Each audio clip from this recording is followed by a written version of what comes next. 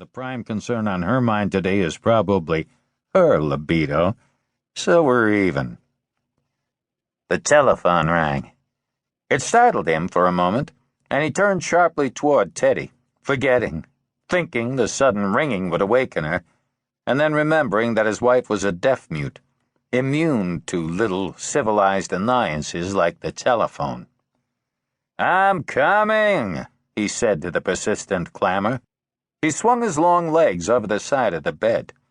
He was a tall man with wide shoulders and narrow hips, his pajama trousers taut over a flat, hard abdomen.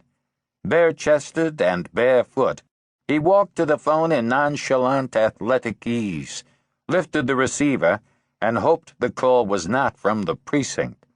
His mother would have a fit if he missed the wedding. "Hello?" he said. "Steve?" "Yes, who's this?" "Tommy. Did I wake you?" No, I was awake." He paused. "As the imminent bridegroom this morning." Steve, I'm worried about something." "Uh-oh," Carella said. "You're not planning on leaving my sister waiting at the altar, are you?" "No, nothing like that.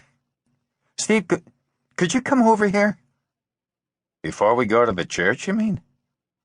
No, I mean now." "Now?" Carella paused. A frown crossed his face. In his years with the police department, he had heard many anxious voices on the telephone.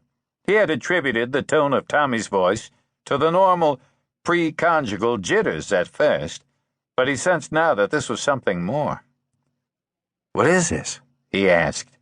"What's the matter?" I don't want to talk about it on the phone. Can you come over?" "I'll be right there," he said, "as soon as I dress." "Thank you, Steve," Tommy said, and he hung up. Carella cradled the phone. He stared at it thoughtfully for a moment, and then went into the bathroom to wash. When he came back into the bedroom, he tilted the blind shut so that the sunshine would not disturb his sleeping wife. He dressed and wrote a note for her, and then, just before he left, he caressed her breast with longing tenderness, sighed, and propped the note up against his pillow. She was still sleeping when he went out of the apartment. Tommy Giordano lived alone in a private house in the suburb of Riverhead, not 3 miles from Carella's home. He was a Korean War veteran who'd had a macabre switch pulled on him while he was overseas. At a time when every American parent with a soldier son was worrying about mud and bullets, and every soldier's son was worrying about Mongolian cavalry charges accompanied by the pounding of drums and the bleating of bugles, at a time like that, it was unthinkable to suppose that everyday living in the United States held its own nightmarish dangers. Tommy came to the realization with shocking suddenness. His captain called him into the muddy command tent on a bleak, rainy day. As gently as he knew how, he informed Tommy that both his parents had been killed in an automobile accident the day before, and that he was being flown home for the funeral. Tommy was an only child.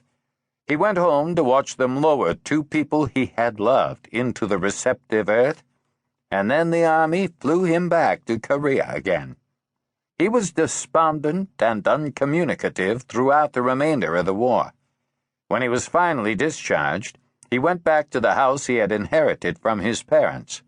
His only friend was a boy he had known for years, until he met Angela Carella. And one night, in Angela's arms, he cried bitterly, releasing the tears to which he could not succumb while wearing the uniform of a soldier. And then he was all right. And now he was Tommy Giordano, a pleasant-faced kid of 27, with a disarming grin and an easygoing manner. He opened the door the moment Carella rang, as if he'd been waiting behind it, listening for the bell. "Gee, Steve," he said, "I'm glad you came. Come on in. You want a drink or something?" "At 9 o'clock in the morning?"